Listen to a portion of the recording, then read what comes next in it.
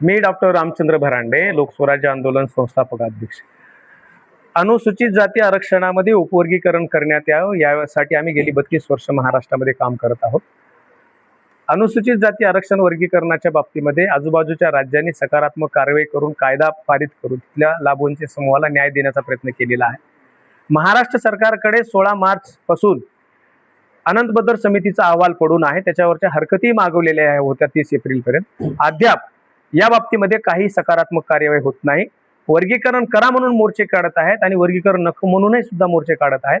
यामुळे या ठिकाणी अनुसूचित जाती अंतर्गतलं जे काही सामाजिक स्वास्थ्य आहे ते बिघडत आहे आणि त्याला बिघडवण्याचं काम सरकारचे प्रमुख म्हणून मला वाटतं सरकार करते की काय, अशा प्रकारची शंका आम्हाला येते।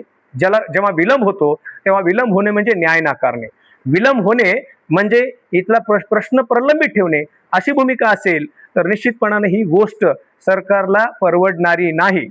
हे राज्य फुले शाहू आंबेडकर अण्णा भाऊंचं आहे, समतेचं राज्य आहे आणि या राज्यामध्ये इथल्या वंचितांना न्याय मागण्यासाठी ताटकळत बसण्याची वेळ येऊ नये, रस्त्यावर मोर्चे काढण्याची वेळ येऊ नये।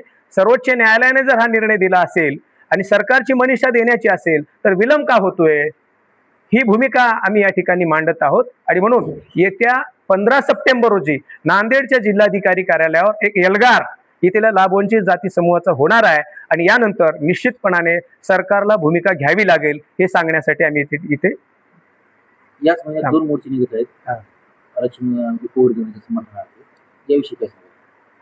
सरकारमध्ये असलेले लोक, सरकारच्या घटक पक्षाचे असलेले लोक, पदाधिकारी हे सरकारच्या बैठकांना उपस्थित असतात, वेगवेगळ्या कमिट्यावर पण असतात आणि परत इथं रस्त्यावर येऊन मोर्चे काढतात। ही दुट्टपी भूमिका आहे। मी स्पष्ट म्हणेन या लोकांमुळेच आरक्षणाच्या वर्गीकरणाचा कायदा होण्यासाठी विलंब होत आहे।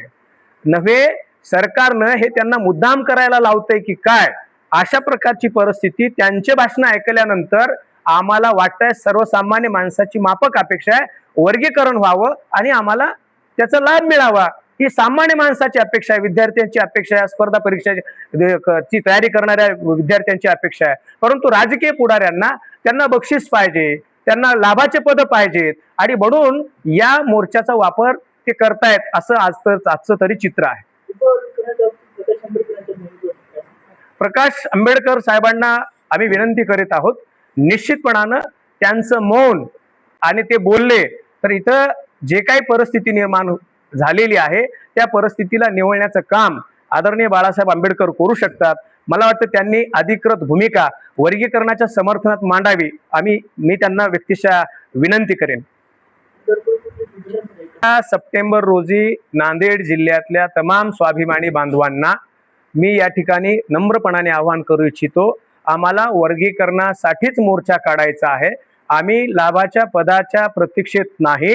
आम्हाला या ठिकाणी वर्गीकरणाला विरोध करणाऱ्या आमच्या जात बांधवांना विरोध करायचा नाही, त्यांच्याविषयी चकार शब्द काढायचा नाही, कारण का ते आमचे बांधव आहेत। वर्गीकरण हा विषय छोटा आहे, परंतु आम्हाला या ठिकाणी सर्व विषमतावादी व्यवस्थेच्या विरोधामध्ये लढायचं आहे आणि त्या लढण्यासाठीची एकजूट कायम असणार आहे, हे आम्ही या ठिकाणी नमूद करत आहोत।